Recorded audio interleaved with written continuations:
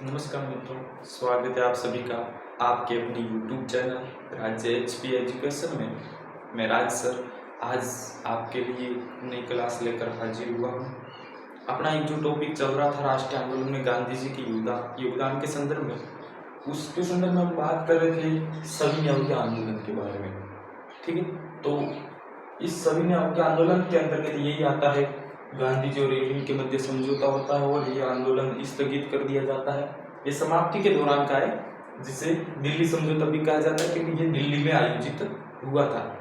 महात्मा गांधी जी और governor general Lord Irwin के मध्य समझौता होता है 5 मार्च 1931 के दिन दिल्ली में, इसलिए इसे दिल्ली समझौता भी कहा जाता है।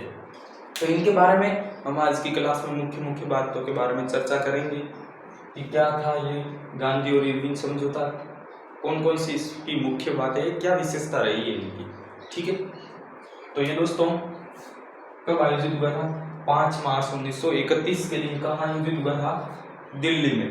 किन किन के मध्य? महात्मा गांधी और गवर्नर जनरल लॉर्ड इरविन के मध्य आयोजित हुआ। ठीक है, दूसरी बात इसकी क्या है कि सविनय अवज्ञा आंदोलन स्थगित कर दिया। जो भी दांडी मार्च थी, अंग्रेजों ने एक कानून बनाया था कि कोई भी भारतीय नमक नहीं बना सकता।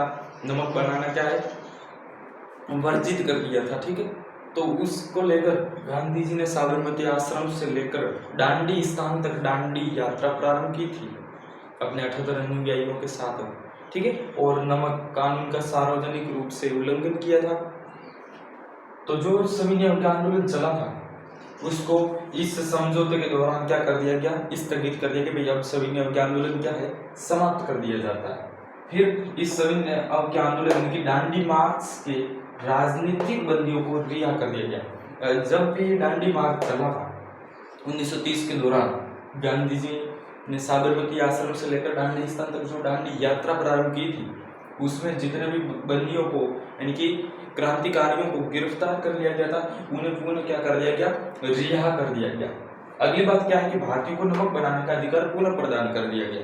अंग्रेजों ने जो कानून बनाया था कि कोई भी भारतीय नमक नहीं बना सकता, और गांधी जी की मान्यता थी कि नमक है वो भोजन का क्या है, एक बुनियादी हिस्सा है, और भोजन पर कर लगाना क्या है, एक पाप है। इसलिए इस पर क्या है, नमक पर टैक्स यानी कि कर नहीं होना चाहिए। ठीक है, तो फिर जो भी भारतीयों को यानी कि समुद्र तट पर नमक बनाने का अधिकार पुनः प्रदान कर दिया गया, और भारतीयों को धरना एवं प्रदर्शन की अनुमति दी गई कि जितने भी शराब की ठेके वगैरह वहां पर आप अपना शांतिपूर्ण ढंग से धरना प्रदर्शन कर सकते हो।